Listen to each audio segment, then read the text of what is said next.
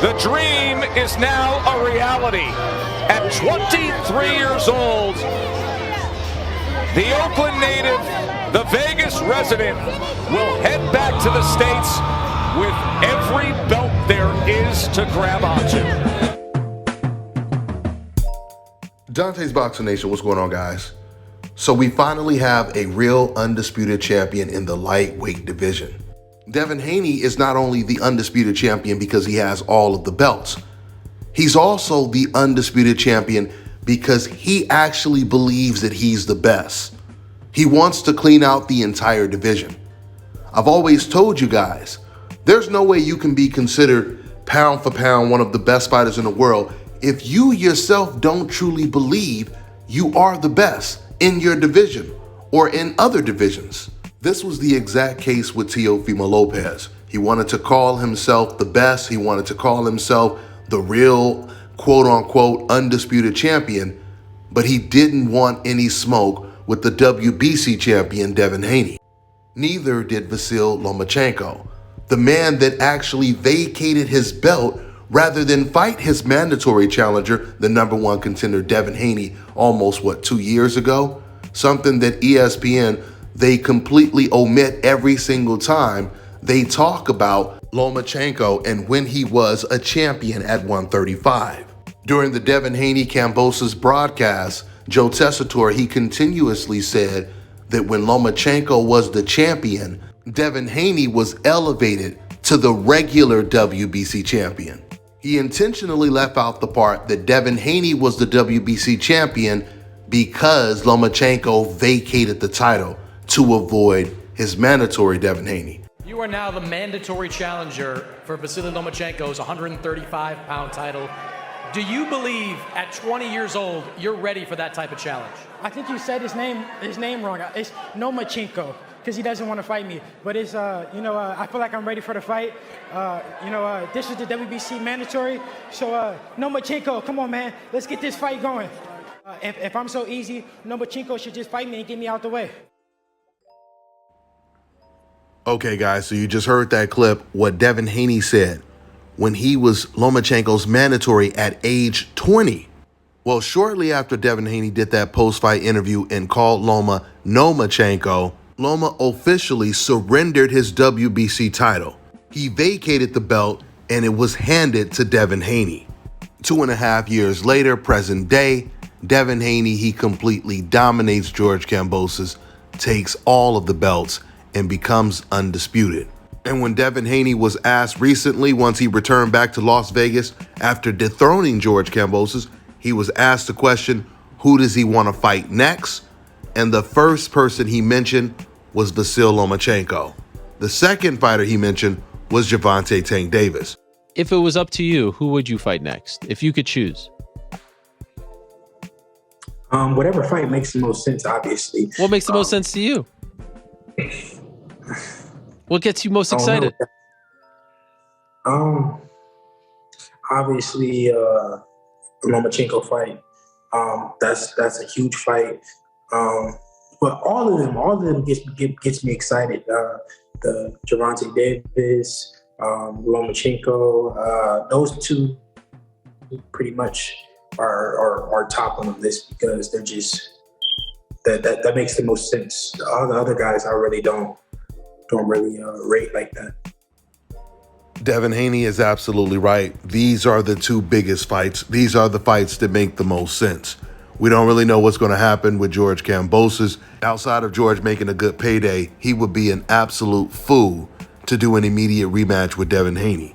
It would be much worse than a rematch because Devin already knew the answers to the test before the first fight. Just imagine how prepared he will be in a rematch. The only thing George Kambosos can do different in a rematch is be more aggressive, which would be completely counterproductive for George Kambosos. The more aggressive George Kambosos gets, the more he will get hit.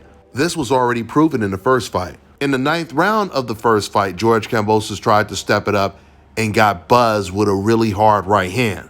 In that round, Devin, he was hitting George with everything, check hooks, uppercuts, but it was Devin's right hand that looked like it did the most damage in the 9th round.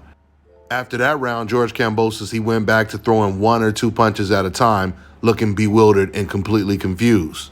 So there's a very good chance George Kambosos may actually get stopped in the rematch, which is why I completely agree with Devin Haney. It makes far more sense for Devin Haney to take either the Lomachenko fight or the Gervonta Tank Davis fight, as opposed to beating the brakes off of AKA the Emperor, Sparta, or 301 again.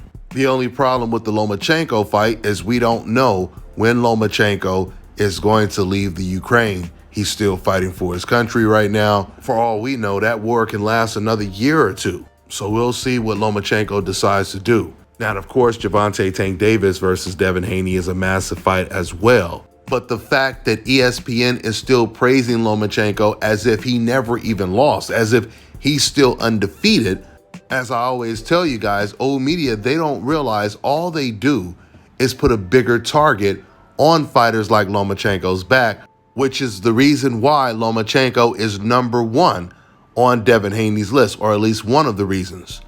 So with that being said, we'll see how this all plays out. That's all I got for now, guys. I'm on to the next one. Let me tell you guys about Issa Israel Law Firm. It is a full-service legal practice based in Denver, Colorado, an emerging hub for combat sports and high-altitude training. If you're a fighter inside or outside of the ring and you need a law firm you can trust to fight for you, visit thefighterfirm.com or email help@iilawfirm.com. Legal representation is usually limited to plaintiffs or defendants in Colorado, but iFirm can help anyone in the world with trademarking their business name, logos, and U.S. immigration issues. This brother has been my attorney for a while and helped guide me through all kinds of business and civil issues, so make sure you guys go to thefighterfirm.com. All right, now check this out, guys. If you're looking to repair eczema scars, burns and bruises, dark spots and blemishes, then this right here is the perfect product for you guys. It's called Elo Deki Face and Body Oil. Athletes and top-ranking boxers, they're also using it after training to reduce swelling, inflammation, and to ease the pain. So get yours today. Go to elodeki.com, like them on Facebook, and follow them on Instagram.